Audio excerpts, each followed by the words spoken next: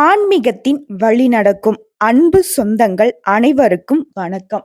பொதுவா நம்மளுடைய வாழ்க்கையில நம்ம எல்லாருடைய எதிர்பார்ப்பு என்ன தெரியுங்களா? இன்னைக்காவது நமக்கு நல்லது நடந்துராதா? அட இந்த வாரமாச்சும் நமக்கு ஒரு நல்ல வாரமா இருக்காதா? இந்த மாதம், அட இந்த வருஷம் அப்படின்னு நம்மளுடைய எதிர்பார்ப்பு என்னவோ நீண்டுகிட்டே தான் இருக்கு. ஆனா ஒரு நாளும் நம்ம சொல்ற மாதிரி இல்ல. அதாவது, ஆஹா! என்னடா வாழ்க்கை அப்படிங்கிற மாதிரியும், அடடா! அப்படிங்கிற மாதிரியும் ஒரு நாளும் இல்ல. ஆனா இதுக்கு எல்லாத்துக்கும் நேர்மாறா வந்துட்டு கடவுள் நமக்கு ஒரு வாழ்க்கைய குடுத்திருப்பான். எப்படி தெரியுங்களா? "நீ கஷ்டப்பட்டே சாகு.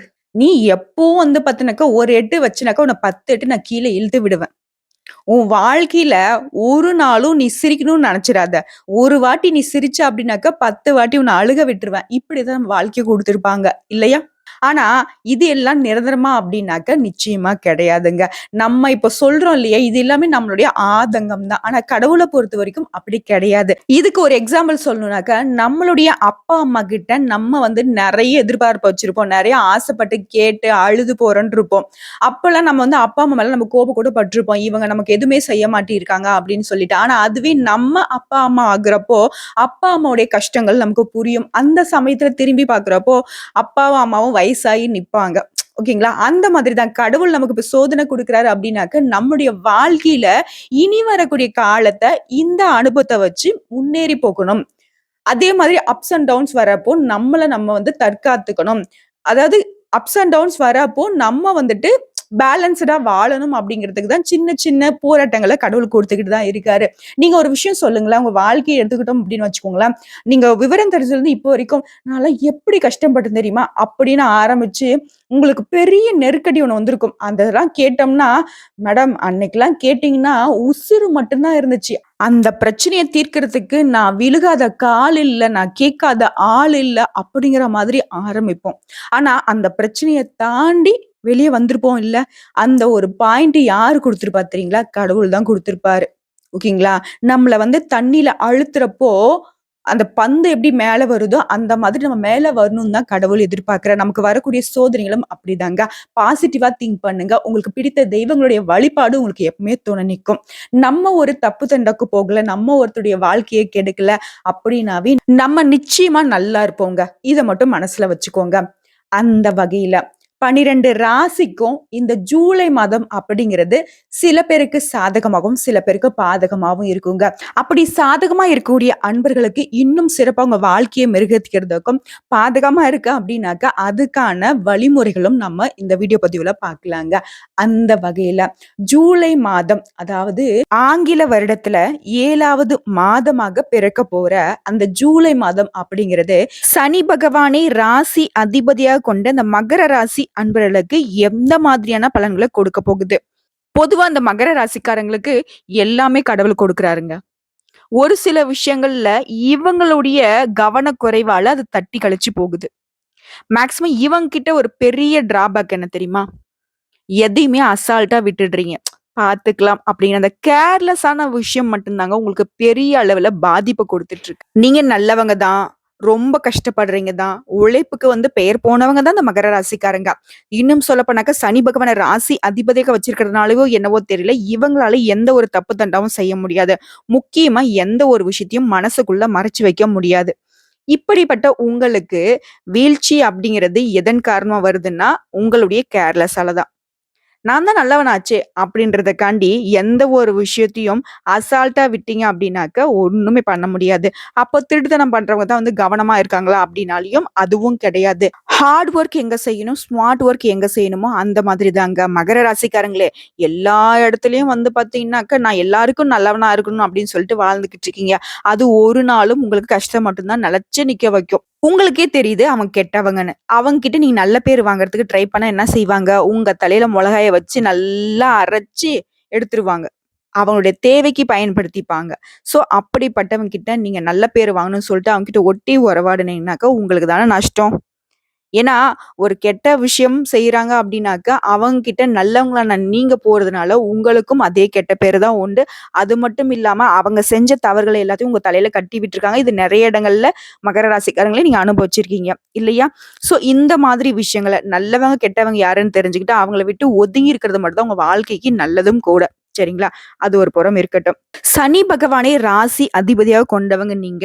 எல்லா ராசிக்காரங்களும் உங்களுடைய ராசிக்கு அதிபதியா இருக்கக்கூடியவர பார்த்தாவே பயந்து நடுங்குறாங்க. சனீஸ்வரன் பட்டம் பெற்ற அவருடைய ஆதிக்கம் அப்படிங்கிறது உங்க வாழ்க்கைய கட்டுக்கோப்பா வச்சிருக்கக்கூடிய ஒரு விஷயம். ஸோ இவரு உங்களுக்கு ராசிக்கு அதிபதியா இருக்காரு. கரெக்ட்டு தான். நீங்க ஒழுக்கமா இருக்கீங்க. உங்களுடைய செயல்பாடுகள் நல்ல விதத்துல இருக்கு. திட்டமிட்டு செயல்படுறீங்க. யாருக்கும் எந்த துரோகமும் செய்யறதில்ல. எல்லாமே சரியா இருக்கு. ஓகேங்களா? ஆனா முன்னேற்றம் மட்டும் இல்ல. கண்ணீர்கள் தான் மிச்சம். ஏமாற்றங்கள் தான் மிச்சம். இதுக்கு என்ன செய்யணும்னு பார்த்தோனாக்கா, ஒவ்வொரு சனிக்கிழமையும் ஓகேங்களா? அருகில இருக்கக்கூடிய நவகிரகங்களில் வீற்றிருக்கக்கூடிய சனீஸ்வர பகவானுக்கு நல்லெண்ணெய் தீபம் ஏற்றி வழிபாடு செய்யுங்க. முடிஞ்சது அப்டின்னா, எள்ளு இருக்கு இல்லைங்களா? எள்ள வந்து மூட்டை கட்டி, அதாவது கருப்பு துணியில மூட்டை கட்டி, அத வந்துட்டு பார்த்தீங்கன்னாக்கா, அந்த தீபத்துக்குள்ள வச்சு இது வந்து பார்த்தீங்கன்னாக்கா, நீங்க எந்த கோயிலுக்கு போனாலும் நவகிரகத்துக்கு வந்து நான் விளக்கேத்தணும் அப்டின்னு சொன்னீங்கன்னாக்கா, அங்க விப்பாங்க. பட் முடிஞ்சது அப்டின்னாக்கா, அங்க வாங்கி நீங்க வந்துட்டு விளக்கு ஏத்தலாம். இல்ல வீட்ல இருந்தே நீங்க ரெடி பண்ணி கொண்டு போனாலும் ஓகே தான். ஸோ அது ஒரு புறம் இருக்கட்டும். முக்கியமா அவர வழிபாடு செய்யறப்போ வந்து பார்த்தீங்கன்னாக்கா, நேருக்கு நேரா நின்னு வழிபாடு செய்யக்கூடாது. அது ஒரு விஷயத்த நோட் பண்ணிக்கோங்க. அதுக்கப்புறம் வந்து பார்த்தீங்கன்னாக்க, இல்லாத ஏழை எளிய மக்கள்ல முக்கியமா உடல் ஊனமுற்றவங்களுக்கு நீங்க எப்பவுமே உதவி செஞ்சுக்கிட்டே இருக்கணும். புரியுதுங்களா? ஏன்னா, இவர பொறுத்தவரைக்குமே வந்து பார்த்தீங்கன்னா, கொஞ்சம் காலு சாஞ்சு சாஞ்சு நடக்கக்கூடியவர் தான். அதுக்கு வந்துட்டு நம்ம பேச போனாக்கா, அது பெரிய கிளை கதையா போயிட்டுருக்கும். அது வேண்டாம். அவர பொறுத்தவரைக்கும் ரொம்ப மெதுவா நடக்கக்கூடியவரு. ஸோ, அப்படி இருக்கக்கூடிய மாற்றுத்திறனாளிகளுக்கு நீங்க உதவி செய்றீங்க. ஒரு ஸ்டிக் வாங்கி குடுக்குறது, அவங்களுடைய சாப்பாட்டுக்கு உதவி செய்றது, அவங்களுடைய வாழ்க்கைய நடத்துறதுக்கு அன்றாட செலவுக்கு ஏதாவது உபயோகமா ஏதாவது நீங்க செஞ்சு குடுக்குறது. இந்த மாதிரி ஏதாவது உடல் ஊனமுற்றவங்களுக்கு உதவி செஞ்சீங்க அப்டின்னாக்க, சனீஸ்வர பகவானுடைய கடைக்கண் பார்வை அப்படிங்கிறது கருணை பார்வையா உங்களுக்கு மாறும். ஓகேங்களா? அவருடைய ஆதிக்கம் உங்களுக்கு வந்துட்டு பக்கபலமா நிக்கும். பல விதங்கள்ல உங்களுக்கு நன்மைகளை ஏற்படுத்தி கொடுப்பாரு. ஒரு வழி தெரியாத, திக்கு தெரியாத இப்ப இருக்கீங்க இல்லையா? உங்களுக்கு நல்ல வெளிச்சமான ஒரு பாதைய காட்டுவாரு. இவர் நெனச்சாருனாக்கா அரசனையும் ஆண்டியாக்குவாரு, ஆண்டியையும் அரசனாக்குவாரு. ஸோ மகர ராசிக்காரங்களே நீங்க அரசனா மாறணும்னாக்கா, உங்களுடைய ராசி அதிபதிய நீங்க பலப்படுத்தணும். அவருக்கு பிடிச்ச மாரி நீங்க நடந்துக்கணும். நீங்க அப்படிதான் இருக்கீங்க. ஆனா ஒரு சில விஷயங்கள்ல கொஞ்சம் தாந்திரிகமா செயல்படலாமே! இவருக்கு வந்து பார்த்தீங்கன்னாக்கா, இந்த விஷயம் பிடிக்கும் அப்டின்னாக்க, இத செஞ்சுட்டு போலாம் இல்லையா?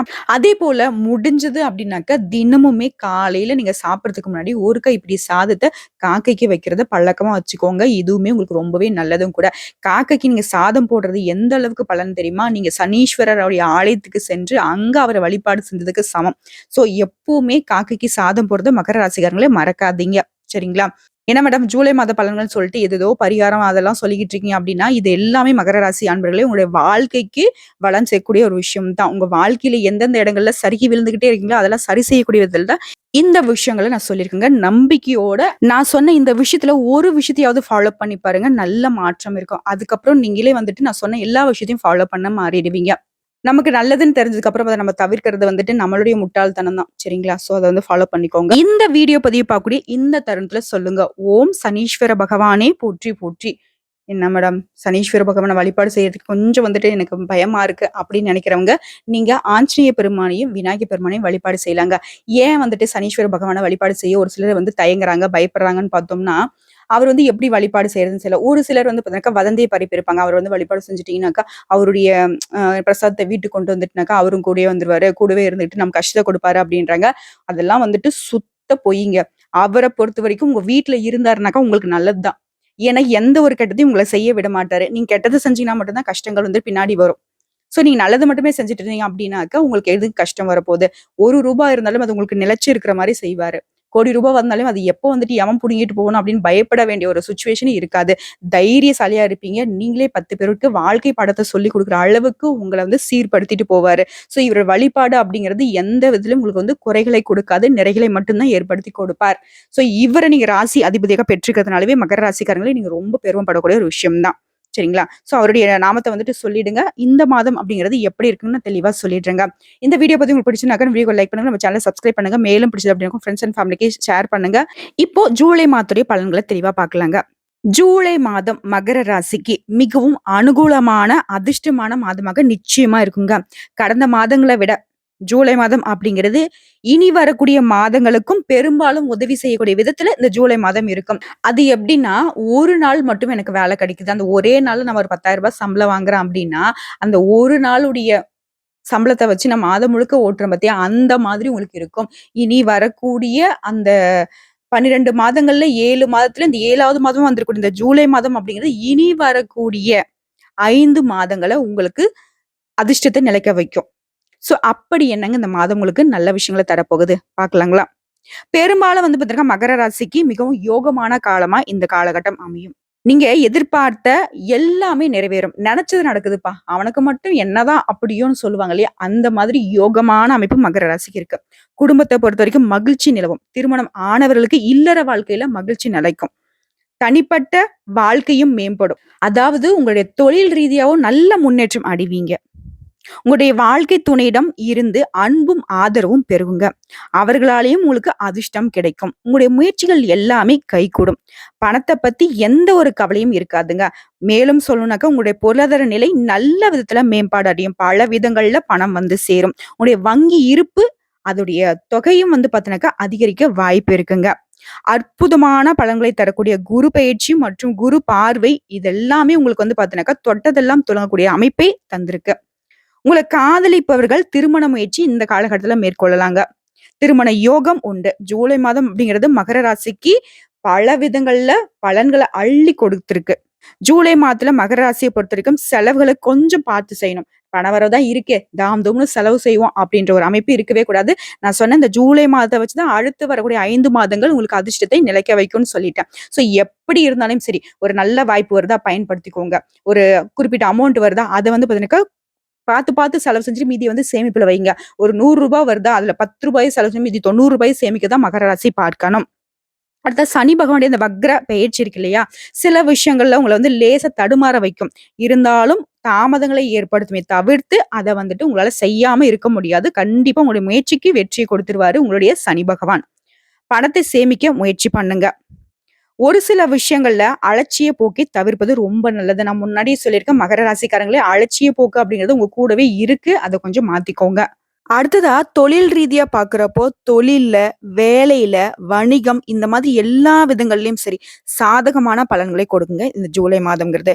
வேலையிலயும் மாற்றம் வேணும் அப்படின்னு நினைக்கிறீங்களா? உங்களுக்கு விருப்பமான இடத்துல மாற்றம் கிடைக்கும். இடம் மாறக்கூடிய வாய்ப்பு ஒரு சிலருக்கு இருக்கு. தொழில் வியாபாரம்னு பார்த்தோம்னாக்க நல்ல வருமானம் இருக்கும், நல்ல லாபம் உண்டு. கூட்டு தொழில் செய்யக்கூடிய அன்பர்களை பொறுத்த வரைக்கும் கூட்டாளியுடைய துணை வந்து பார்த்தீங்கன்னாக்கா உங்களுடைய தொழிலை மேம்படுத்துறதுக்கு பக்கபலமா இருக்கும். மேலும் பெரிய முதலீடு இல்ல தொழில்ல வந்து பார்த்தீங்கன்னாக்கா, அகலக்கால் வைக்கிறத மட்டும் கொஞ்சம் தவிர்க்கிறது ரொம்பவே நல்லது. அவங்க சொன்னா, இவங்க சொன்னாங்க. நம்ம இன்னும் கொஞ்சம் இன்வெஸ்ட்மென்ட் பண்ணி பார்க்கலாம். இல்ல புதுசா ஏதாவது தொழில் செய்யலாம். அந்த விஷயம் மட்டும் வேணாம். இருக்கக்கூடிய தொழில மட்டும் சிறப்பா நீங்க மேற்கொண்டீங்கன்னா மட்டும் போதும். நல்ல லாபம் இதிலேயே கிடைக்கும். நீங்க வந்து ஒரு 2, 3 தொழில செய்து லாபம் பெறுவதற்கு இருக்கக்கூடிய தொழில நீங்க வந்துட்டு கான்சன்ட்ரேட் பண்ணீங்க அப்படின்னாவே இதுலயே நல்ல லாபம் பெறலாம். முக்கியமா நான் ஏன் மகர ராசியுடைய இந்த அகலக்கால் விஷயத்த நான் தடுக்கிறேன்னு பார்த்தீங்கன்னா, உங்கள பொறுத்தவரைக்கும் அந்த லேசினஸ் தப்பா நினைக்காதீங்க. கண்டிப்பா இருக்கு. இந்த உண்மை நினைச்சுனா கமெண்ட் பாக்ஸ்ல நிச்சயம் பதிவிடுங்க. பாத்துக்கலாம், பாத்துக்கலாம். எல்லா விதத்திலயும் பாத்துக்கலாம், பாத்துக்கலாம் அப்படின்னாக்க நம்மள 10 பேர் பாக்குற மாரி ஆயிடும். சரிங்களா? சோ அந்த விஷயத்துல கொஞ்சம் கவனமா இருங்க. நெறைய இடங்கள்ல இதன் காரணமாவே வாய்ப்புகள இழந்துட்டு இருக்கீங்க. இதுவும் உண்மைதானே? பணத்துல இழந்திருப்பீங்க, வேலை வாய்ப்பை இழந்திருப்பீங்க, உறவுகள இழந்திருப்பீங்க. சோ இதெல்லாம் வேண்டாம். முக்கியமா வார்த்தைகள்ல கவனம் இருக்கட்டும். இந்த பாத்துக்கலாம் அப்படிங்கிறதையும் தாண்டி உங்களுடைய வார்த்தைகள் எப்படி தெரியுமா வரும்? அசால்ட்டா வருது. மத்தவங்க மேல அக்கறை இல்லாத மாதிரி வருது. ஆனா உங்களுக்கு வந்து பாத்தீங்கன்னாக்கா பாசம், நேசம் எல்லாமே இருக்கதான் செய்யுது. ஆனா பார்க்கக்கூடிய மத்தவங்களுக்கு வந்து பாத்தீங்கன்னாக்கா, இவங்களுக்கு வந்து அக்கறையே இல்ல அப்படின்ற ஒரு போக்கு வந்துருச்சு அப்படின்னாக்கா, தொழிலில் நஷ்டம் ஏற்பட்டு போயிடும். உறவுகளும் பிரிஞ்சு போயிடும். சோ அதுல கொஞ்சம் கவனமா இருங்க.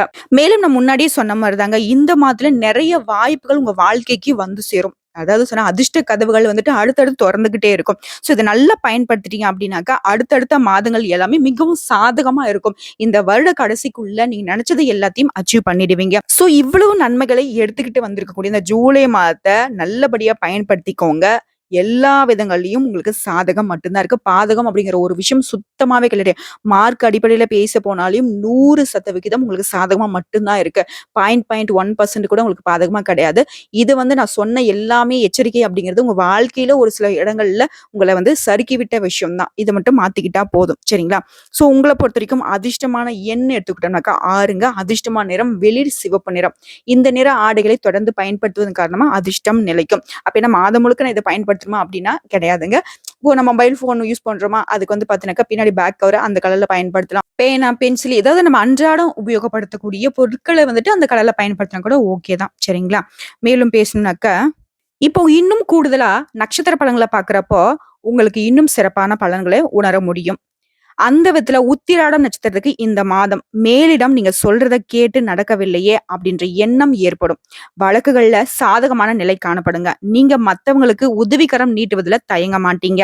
பேச்சு திறமை அதிகரிக்கும். தொழில் வியாபாரம் நல்ல முறையில நடக்கும். வருமானத்த பொறுத்தவரைக்கும் எந்த ஒரு குறையும் இந்த மாதத்துல உத்திராடம் நட்சத்திரத்துக்கு இருக்கவே இருக்காதுங்க.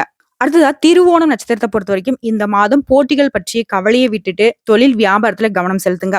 அவங்க வியாபாரம் செய்றாங்க, நமக்கு போட்டியா வச்சுட்டாங்க அப்படி எந்த ஒரு விஷயம் வேணாம். 1000 பேர் தொழில் தொடங்கினாலும் சரிங்க, நீங்க உங்க தொழில கரெக்ட்டா பண்ணீங்க அப்படின்னாக்கா, உங்கள தேடி வரக்கூடிய வாடிக்கையாளர்கள் வந்துகிட்டே தான் இருப்பாங்க. உங்க தொழில் நல்லா தான் நடக்கும். உத்தியோகத்துல இருக்கக்கூடிய அன்பர்கள பொறுத்தவரைக்கும் வெளியூர் மாற்றங்கள் உண்டாகலாம். சக ஊழியர்கிட்ட பேசுறப்ப கோபப்படாம பேசுங்க. இருக்கிறத மட்டும் வந்து பார்த்தீங்கன்னாக்கா, ஒரு நல்ல விதத்துல சொல்லி பழகுங்க. அவங்க கிட்ட நம்மளுடைய கோபத்த காட்டும் பொழுது, அவங்க தேவையில்லாம நம்மளுடைய வேலைகள்ல குறுக்கீடு செய்வாங்க. அத கொஞ்சம் பார்த்துக்கோங்க. அடுத்தது அவிட்டம் நட்சத்திரத்த பொறுத்தவரைக்கும் இந்த மாதம் இத்தனை நாட்களா வந்து பார்த்தீங்கன்னா, குடும்பத்தில இருக்கிறவங்ககிட்டயே கொஞ்சம் வந்து மனஸ்தாபம் இருந்துச்சு இல்லையா? அந்த மனஸ்தாபங்கள் நீங்கி மகிழ்ச்சியும், சகஜ நிலையும் காணப்படுங்க. கணவன் மனைவிய பொறுத்தவரைக்கும் ஒருவருக்கொருவர் அனுசரிச்சு செல்வது ரொம்ப நல்லது. பிள்ளைகிட்ட பேசுறப்போ ரொம்ப நிதானமா பேசி பழகுங்க. அதுவுமே நமக்கு நல்லது, குழந்தைகளுக்கும் நல்லது. வாகன வசதி பெருகும். அடுத்தவங்க கிட்ட வாக்குவாதத்தை தவிர்ப்பது ரொம்ப நல்லது. கவனம் தேவை. எங்கும் கவனம், எதிலும் கவனம். இத மட்டும் ஃபாலோ பண்ணிட்டா போதுங்க. எங்கும் நன்மை, எதிலும் நன்மையா மாறிடும். சரிங்களா? சோ உங்கள பொறுத்தவரைக்கும் பரிகாரம்னு பார்த்தோம்னாக்க, சனிக்கிழமைகள்ல சனி பகவானை வணங்கி காகத்திற்கு எள் சாதம் வைத்து வர உடல் ஆரோக்கியம் மேம்படும். வீண் அலைச்சல்கள் குறையும். கடினமான பணிகளையும் எளிதாக செய்து முடிக்க முடியும். உங்களுக்கு சனி பகவான் தான் எல்லாத்துக்கும் துணை. புரிஞ்சுதுங்களா? சோ அவர வழிபாடு செய்யுங்க. அப்ப எனக்கு பிடிச்ச தெய்வங்கள நான் வழிபாடு செய்யக்கூடாதா மேடம்? என்னுடைய குலதெய்வத்த நான் வழிபாடு செய்யக்கூடாதா? அப்படின்னா, அப்படி கிடையாது. உங்களுடைய ராசிக்கு அதிபதியா கூடிய இவர வந்துட்டு அடித்தளமா வச்சுட்டு, இவருடைய வழிபாடு தொடர்ந்து ஒவ்வொரு சனிக்கிழமையும் மேற்கொள்ளுங்க. அதை தாண்டி உங்களுக்கு பிடித்த தெய்வங்களையும் வழிபாடு செய்யலாம். உங்களுடைய குலதெய்வத்துடைய வழிபாடும் உங்களுக்கு பலம் சேர்க்கும். ஓகேங்களா? உங்களுடைய பலம் அப்படிங்கிறது அதிகரிச்சுக்கிட்டே போகும். எந்த அளவுக்கு கடவுளுடைய துணையை நாடுறீங்களோ, அந்த அளவுக்கு உங்களுக்கு பலம் தான்.